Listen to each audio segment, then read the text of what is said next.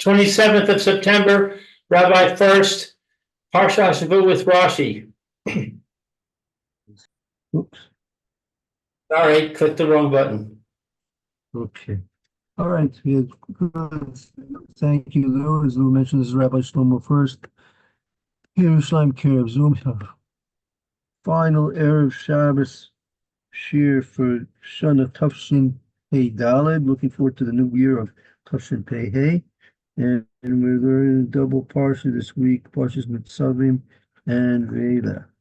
Okay, so we'll begin.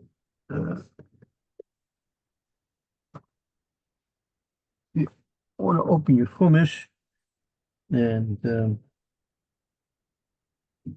just direct you. Parshas Nitzavim.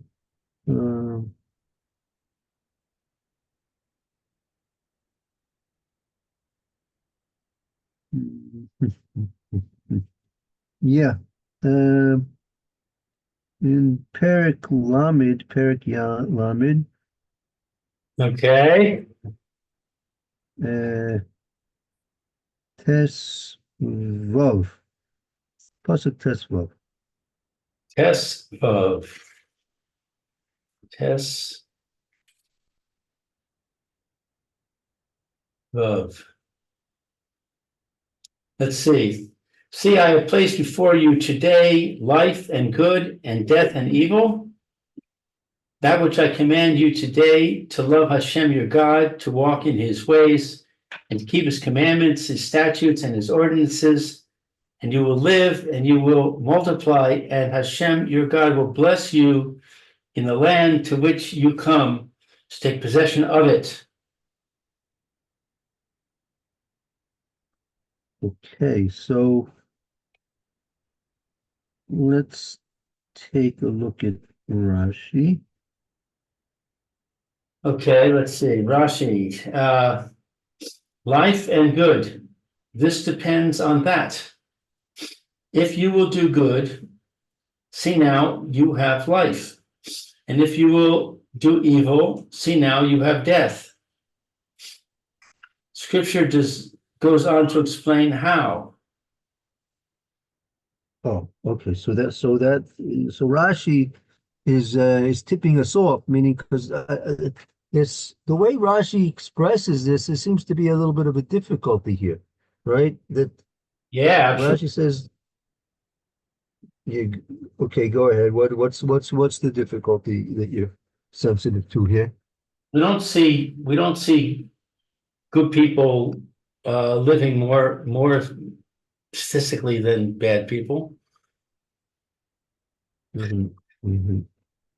So, right. So that's one obvious point. And we're talking about life, right? So,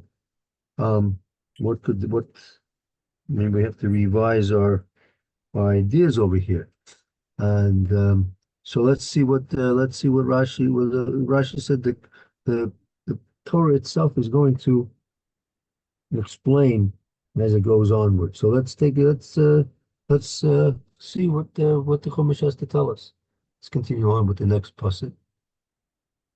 The next pasuk, or should I do the next Rashi? I already read 6. Yeah.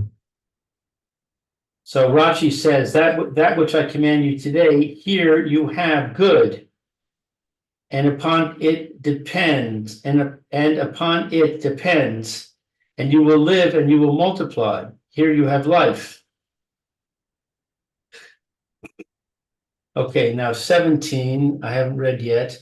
But if your heart will stray, and you will not listen, and you are led astray, and you prostrate yourself to the gods of others and serve them, I tell you today that you will surely be lost.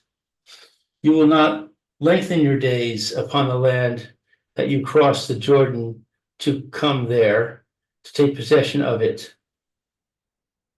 All right, so Rashi on that says, but if your heart will stray, here you have evil. You will surely be lost. Here you have death. Um, Yeah, so how does this fit in now? so it's saying death is not really death. Death is being lost. Right. Or exactly. Yud Ches, right? When it says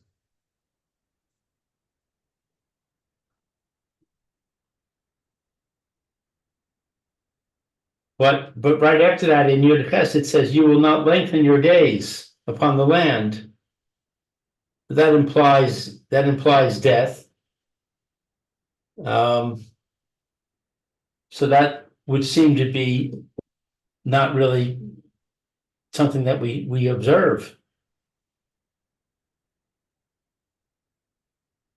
um what do you mean? Well, there are reasons why people who do what? Let's see. People who don't walk in the commandments. Um, there are reasons why they will live longer. And there are reasons why people who do walk in the commandments will die sooner.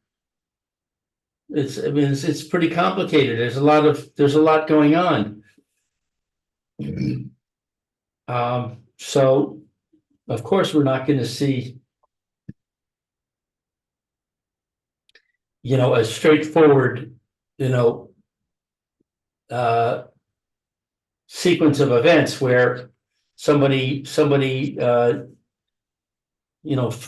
follow the Torah and he dies right away. We don't see that.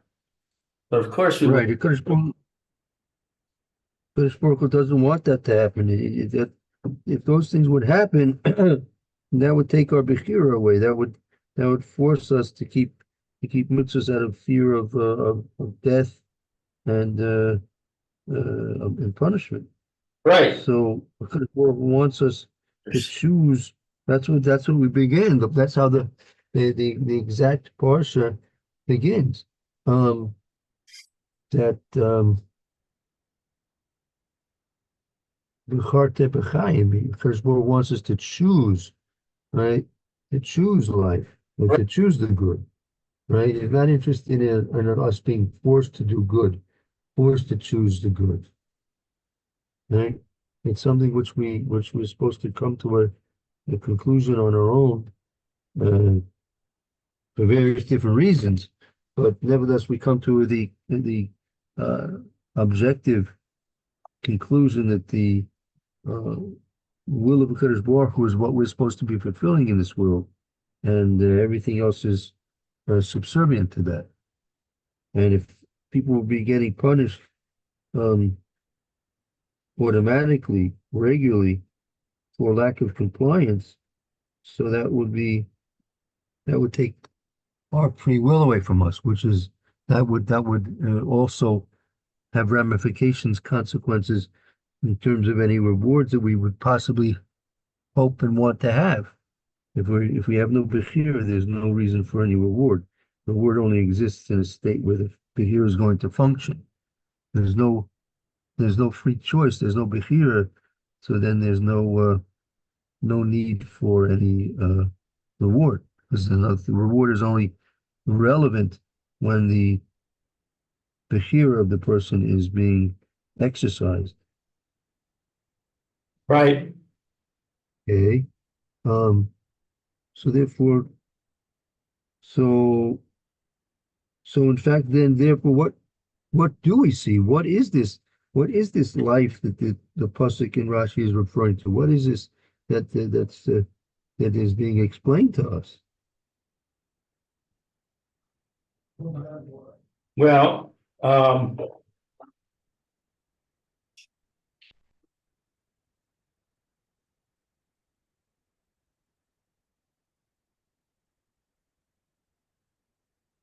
I can't make any sense out of this because Yeah. we look what it says. You will live, you will multiply, you'll be blessed. But we don't see that. We see that in many cases we see that, but in many cases we see that this person, like the Chavetz Chaim, he lived in poverty.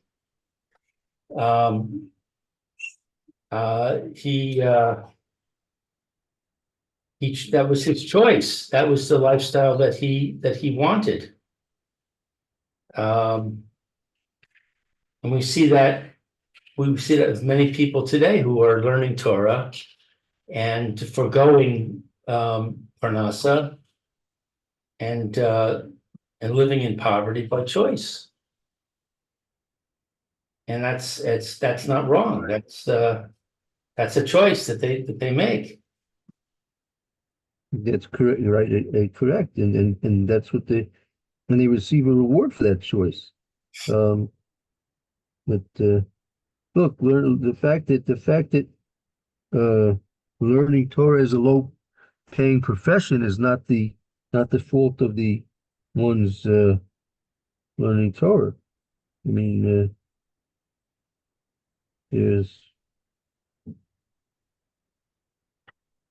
so the poverty that they experience is as you said, it's a chosen way of life, right?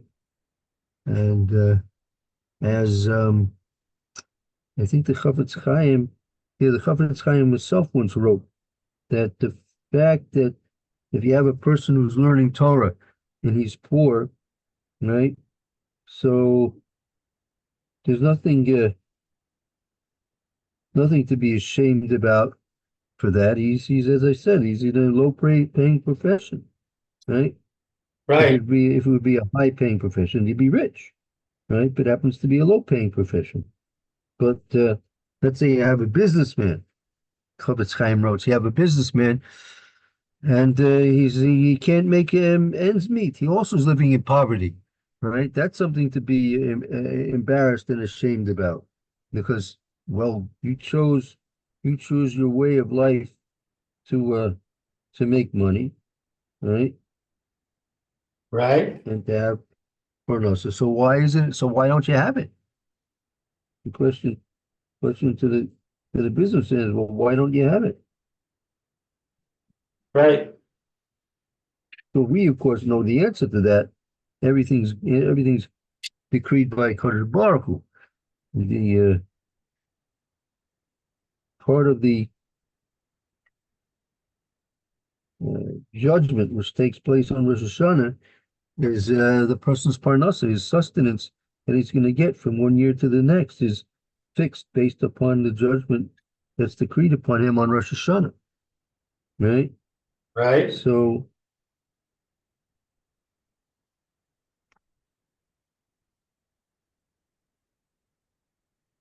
nevertheless, if a person is putting forth efforts, right, under in general, most circumstances, the status, the efforts that a person's putting forth should bear fruition. They should be coming into to reality, right?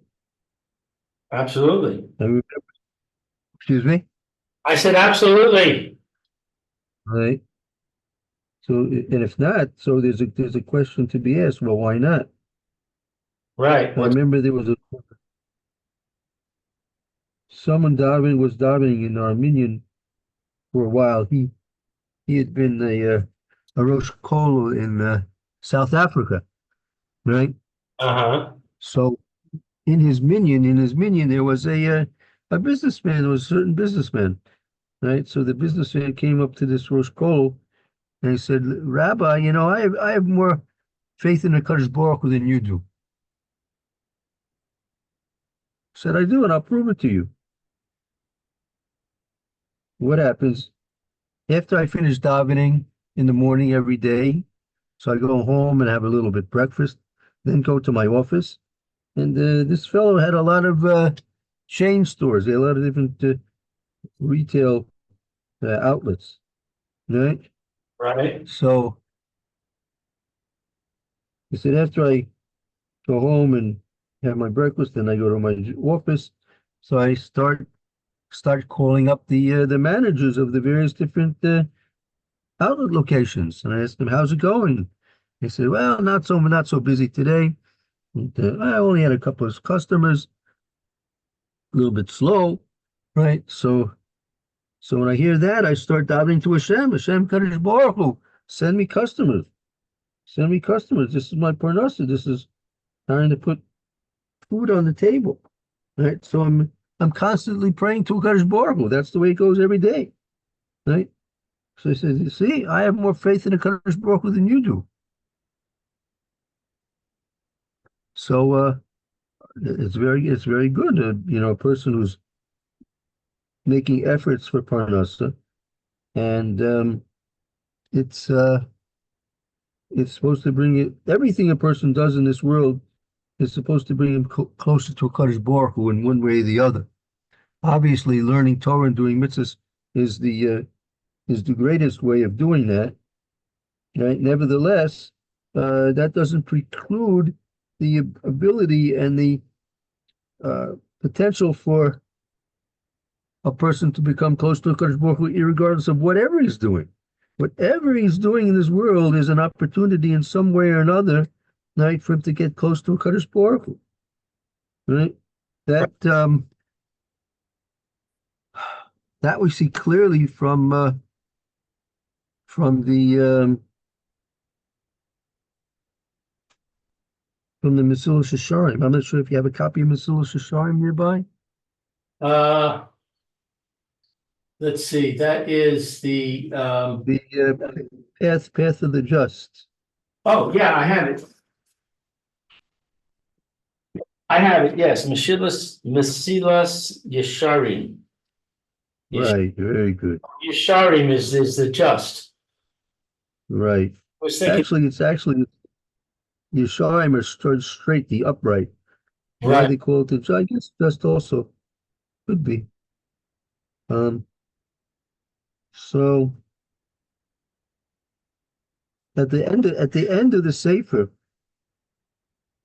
very end of the Sefer, yeah, I'll tell you where it is.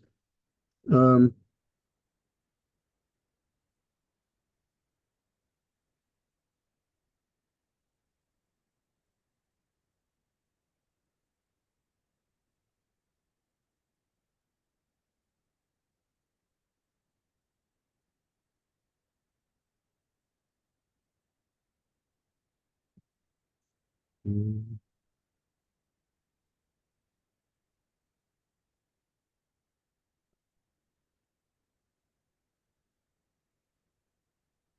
one second.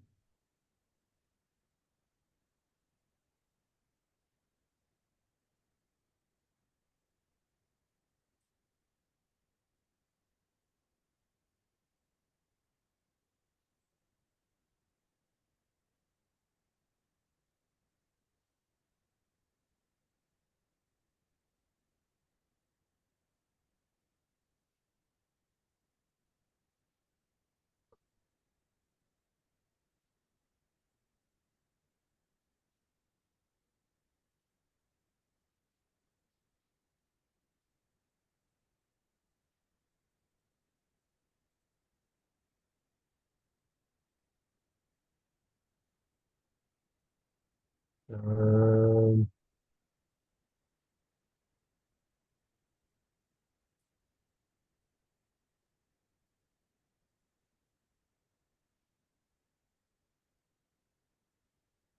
right. It's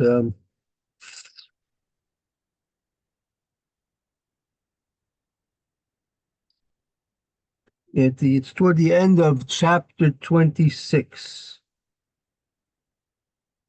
chapter 26. Let's see, Cuff, that is 22. Cuff dollar 24.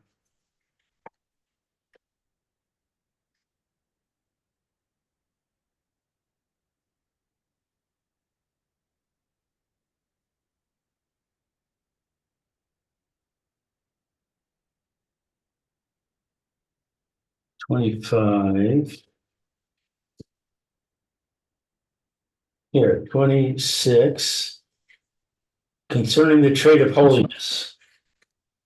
Right. Toward the end of that, probably the last, somewhere within the last 2 or 3 paragraphs in that chapter.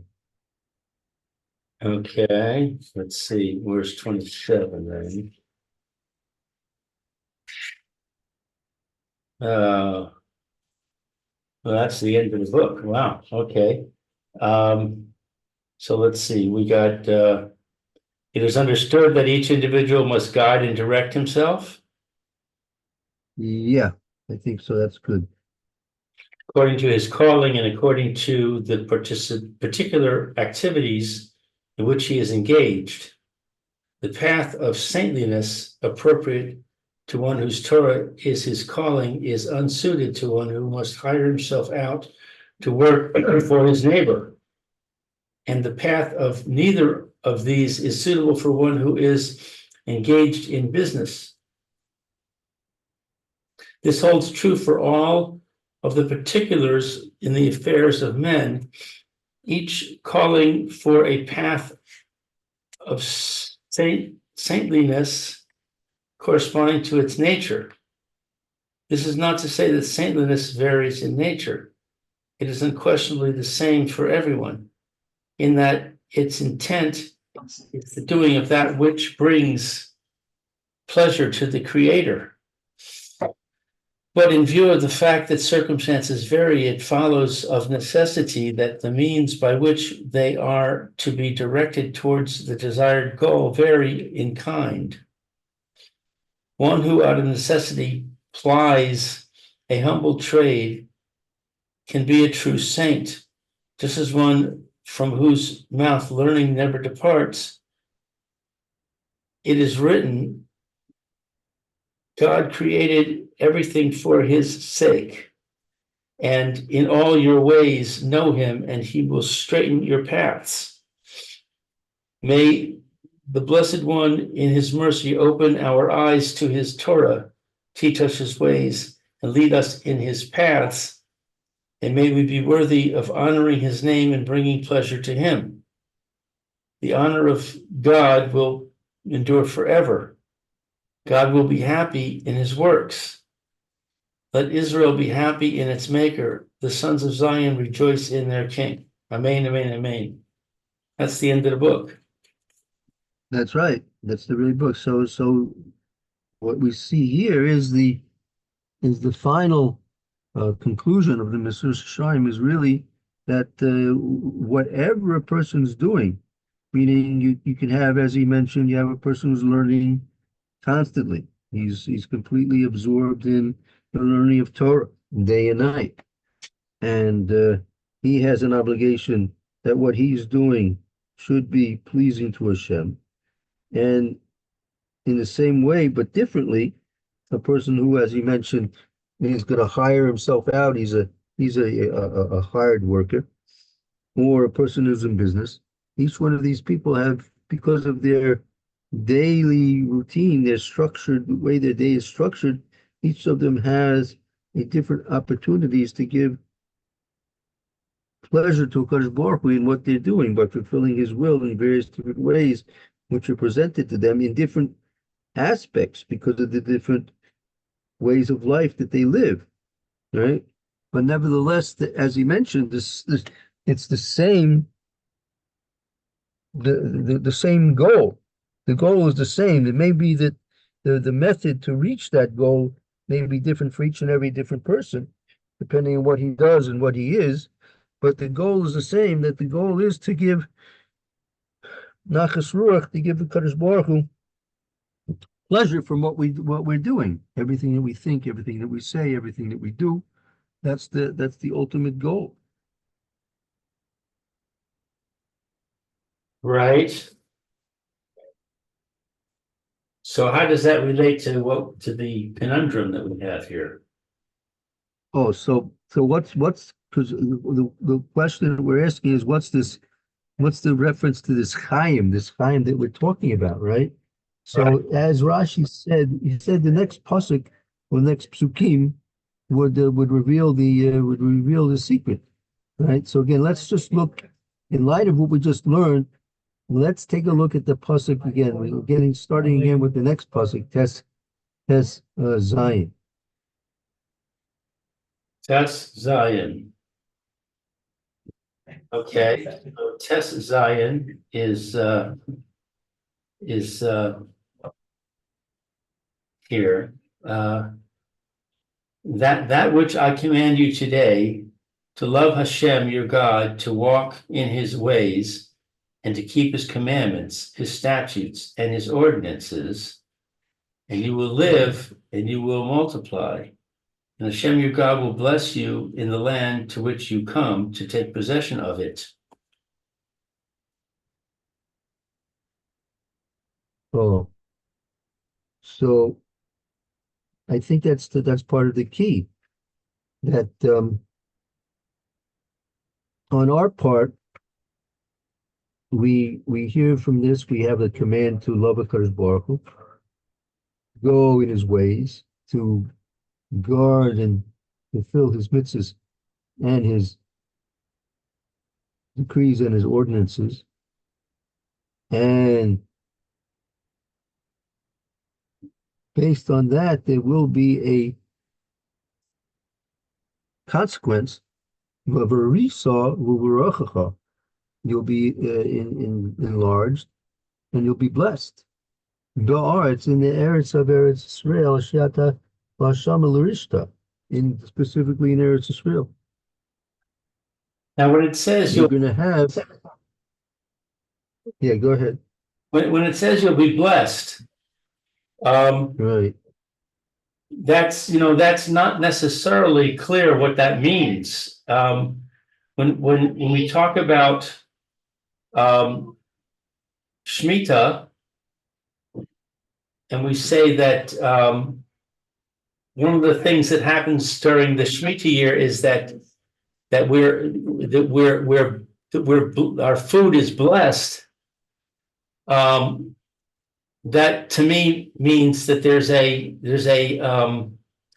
physical manifestation of this blessing, that the food goes further. You need to eat less, and you still get the same nutrition. So the idea of blessing in that context is connected to the idea of wealth. That we're blessed that we succeed in business, and we have what we need, and we have plenty, and so on and so forth. Is that what it means? Well, that's part of it. I mean, again, what's considered to actually be what is the manifestation of this blessing, right? That's always a big question. When like, for example, as you were using the example of you'll eat less, and you'll get your nutrition for your body in without having to eat so much. You ask most people, say, "What? I like eating. I like to eat a lot." What do you mean? That's not a blessing.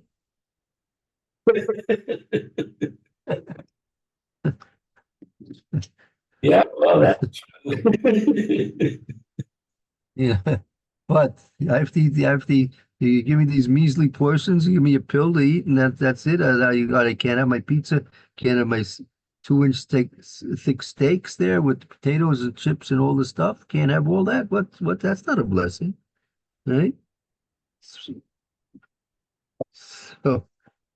because again, this is I think symptomatic of our surroundings, the gullus that we're in, right? The gullus that we're in is a gullus of and naturally so, very naturally so, of simply trying to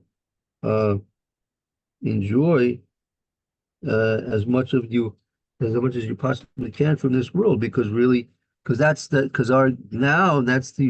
danger, and that's the failure of our people when they do fail, that we absorb the non-Jewish attitudes towards all of these things.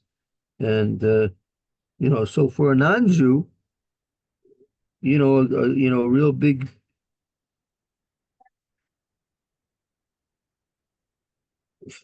feast, right, with all the things you could imagine, big feast that you could have everything there. That's his heaven for him, right? That's a blessing for him, right? But for us, that's not what we consider a blessing, right? Obviously, we want that our crops should be successful. They should be able to bring all the produce to market and sell it all, right? Obviously, that's important. But the emphasis on the um, unnecessary utilization of things in this world for a person's own pleasures, strictly for the sake of the pleasure of it. So that's not a blessing, right? But unfortunately, we live in Gullus, in exile, amongst the non-Jews, which that's their premise. Their premise is that they have to and want to get as much pleasure from this world as possible. And for them, in fact, for them, in a certain way, it could even be true. I've mentioned, I think, from time to time, there's a Medrash Tanchuma. Let me see if I can locate it and quote it to you. Medrash Tanchuma. Um, one second.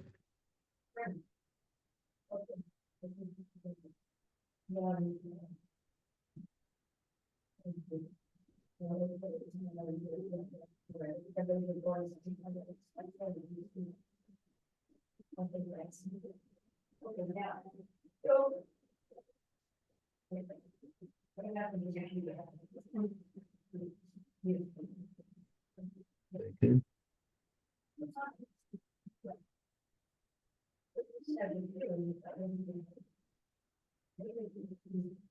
Yeah. This is a Medrash Tanchum in Parshas Pinchas. In Parshas Pinchas, Pasuk, not Pasuk, but rather Sif Yud Gimel.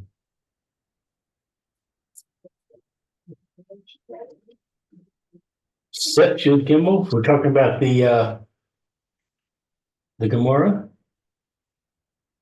Yeah, in Parshat, I'll direct you. This is a Medrash Tanchuma, Parshas Pinchas, Sif Yud Gimel. That says like this, that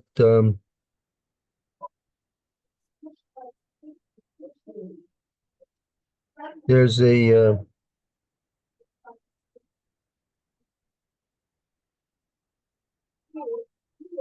pasuk.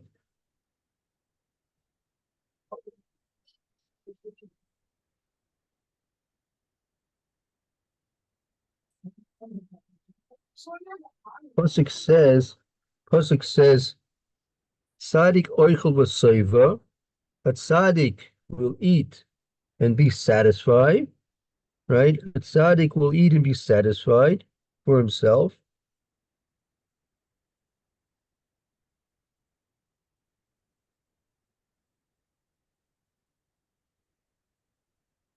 Betin Rishoyim Techsar. So the pasuk says again that the tzaddik eats and he is satiated, and the bellies of the Rishoyim, they are lacking. So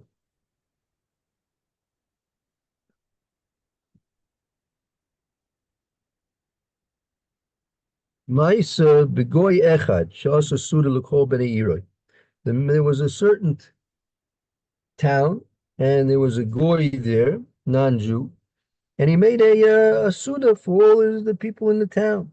Whatever reason, doesn't go into details why the suda was called for, what was the catalyst for making the suda, but he made a suda for all the people in his town. I'm Rabbi Dostai. So Rabbi Dostai was there. Osi Zman Osu Suda Im Kol Beniros. So Rabbi Doster said he was there at the time of that suda, along with all the people of the city. Now you could ask yourself a question: what was one of these tzaddikim of our people doing it at a suda? Obviously, there's not going to be kosher food there, right? If a goy's making a suda, right? Obviously, it's not going to be so kosher. So what was he doing there? So I think I understand it in the following way, that he probably didn't have a choice about not being there, meaning you could surmise that if this non-Jew is making a suda for all the people in his city, so Rabbi Dostai most likely was like the leader of the community of the one, or at least he was one of the leaders of the Jewish community, and he was there perhaps representing the Jewish community. Wouldn't be nice, obviously, if a person had enough money to make a feast for all the people in the city. He was obviously a person of wealth, and with wealth comes power. So I would imagine Rabbi Dostoy was there because he was representing the Jewish population, right, at the feast that this boy was making. So what happened? Says further,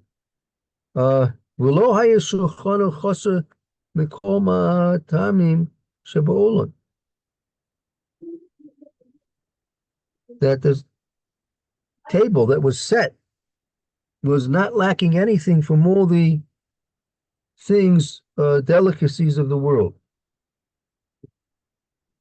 Ella egoze perach bovad. It was the only thing it was lacking was what they Chazal call egozi perach, which could possibly be coconuts or maybe kumquats, right? So here you just picture the whole thing. Picture the going into this banquet hall, and you have this lavish table, a smorgasbord table filled with all the absolute best delicacies of everything in the world, and there's everything there except kumquats. There's no kumquats, no coconuts.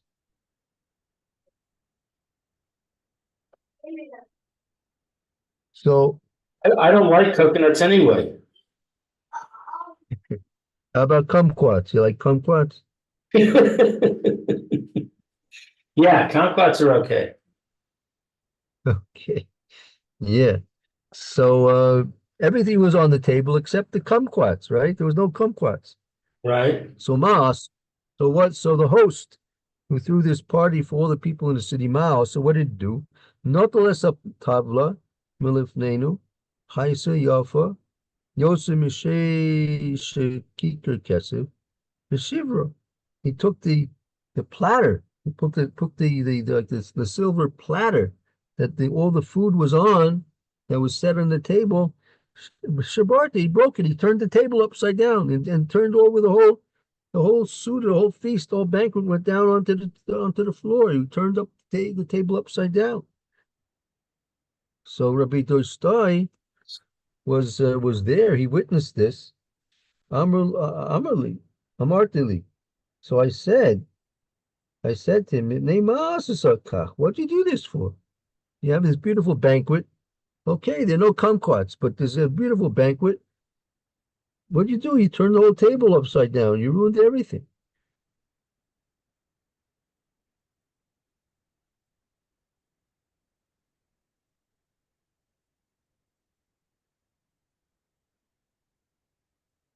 Amarli.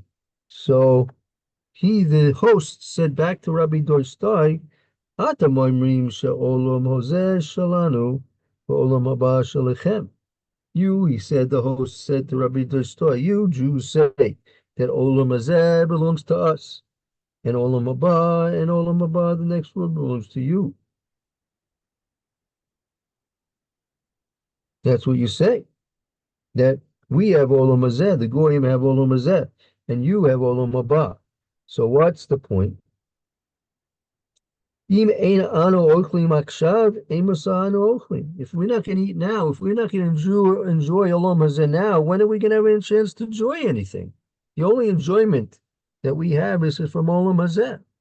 And therefore, he can have a banquet that's the best, the greatest delicacies you could imagine of the banquet, but it was missing the kumquats. If there's no kumquats, it's lacking. It's a lack because he's lacking that ultimate pleasure that the kumquats can give him. So Korah Allah bet in Rishonim Texor. So they applied the pasuk of Rishonim, the betin Rishonim Texor, the bellies of the Rishonim is lacking. They're always lacking because they're never satisfied.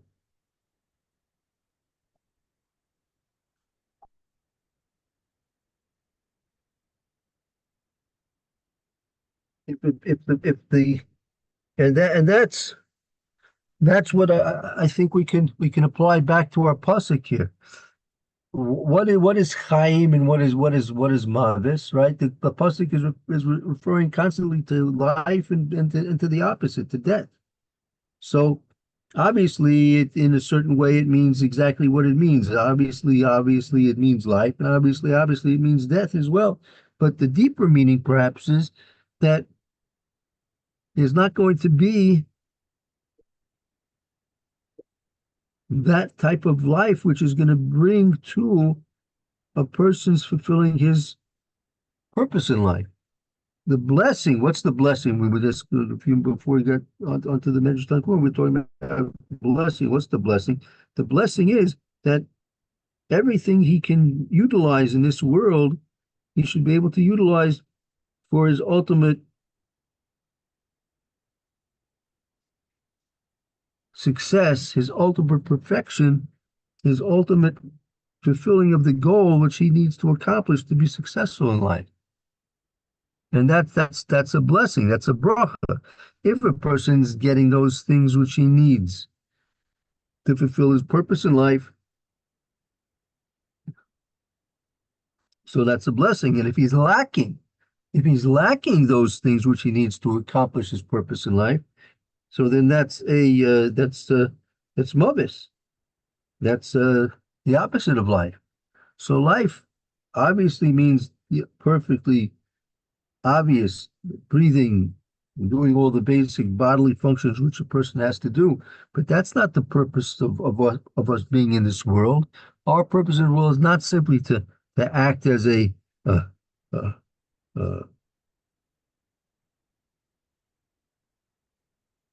vacuum cleaner to absorb all the various different pleasures in this world and then go on to trying to find the next one, because eventually it's going to be impossible to find the next pleasure. There's going to be a time when the pleasures run out. So the real life that we hope and pray for, and that the Torah is itself explaining to some extent, is life.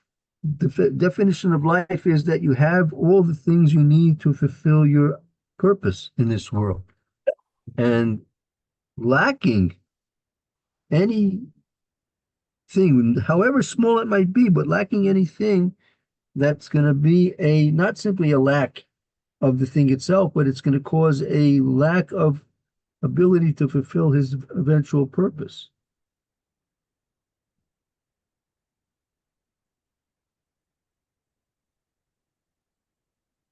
Does that help understand?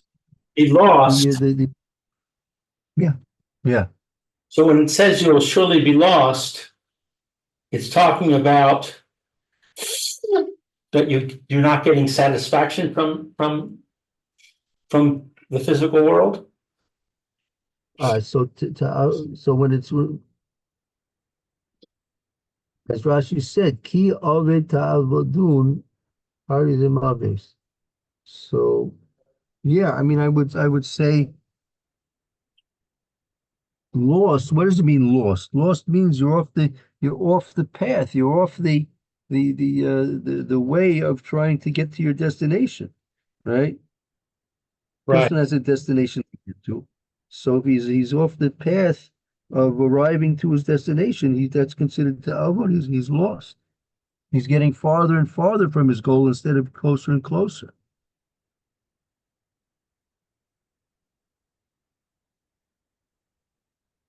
right. Does that fit in somewhat?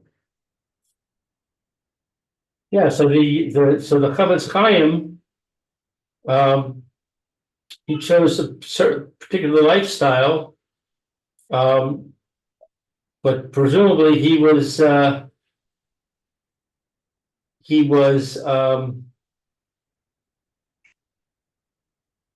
let's see, um,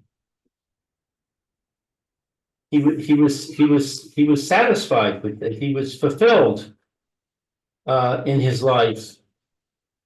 I'm just trying to find the words here that I want to quote. Let's see, from 14. Uh,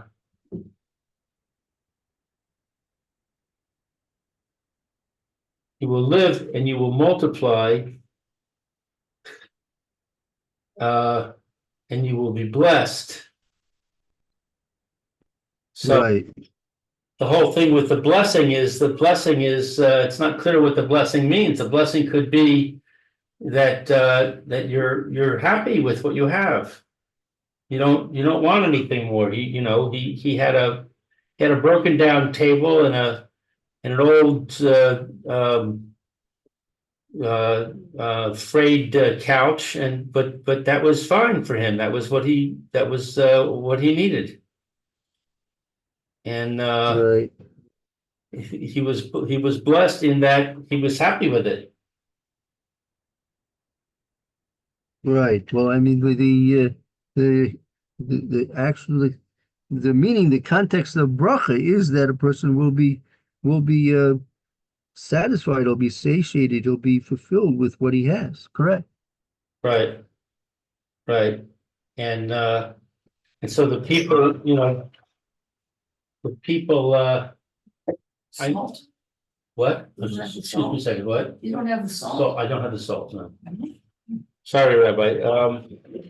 So the people today that, are choosing a lifestyle that they're gonna, they're learning Torah full time, and therefore they don't have much income. And they're living in, tiny little house with 10 children. But they're finding that a fulfilling life. Right. Correct. I mean, what they're doing, they're providing themselves a foundation, a lasting, an eternal foundation. Right. Right, So, see, it's difficult for us. We have a tendency to believe those things that we see around ourselves as being true, but really they're very far from being true. They're in fact very, very often absolute fulfillment. right, But right, that's the Nisoyim, that's our test. In Gullus, we're tested. You have everyone there enjoying restaurants, they're enjoying movies, Broadway shows, they're enjoying the Olympics, they're enjoying sports events, they're enjoying bowling and playing pool and going on vacations, right? Running in marathons, they're doing all kinds of things, and all these people, wow, they really look like they're really living it up, right? Really, really living it up, right?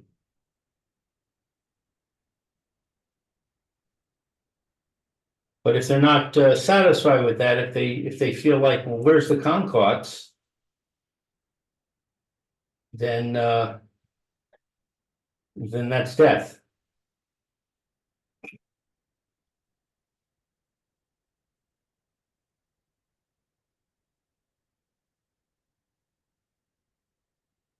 Right, right.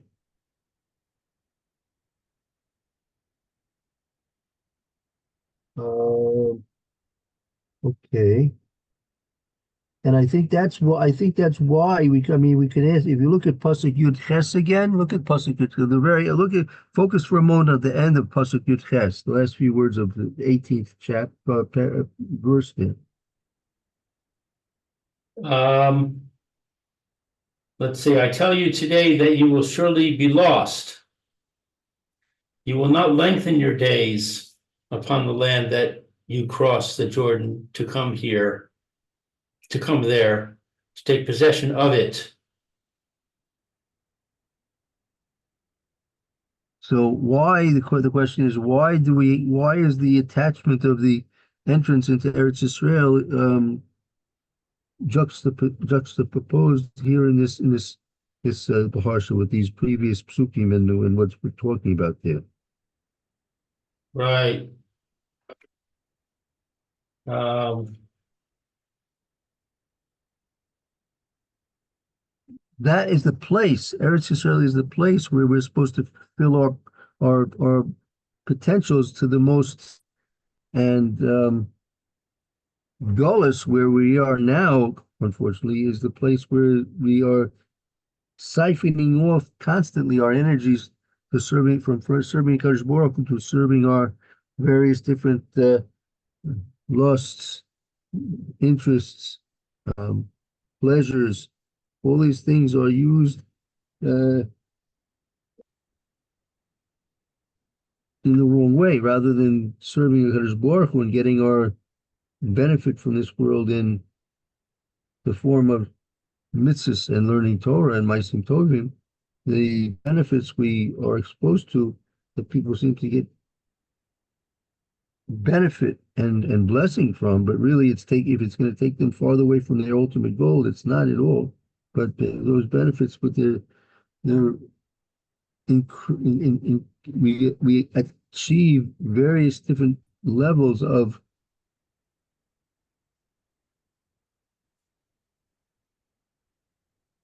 excellence and perfection when we're in Eretz Israel, right? And part of being in Eretz Israel is also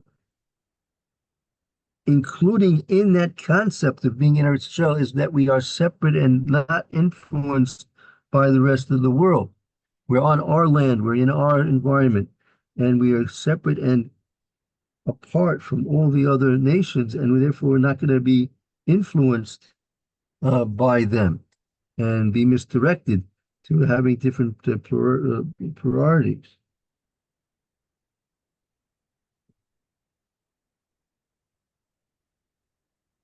you feel that now with the war that's going on. I remember. Yeah, what do you mean?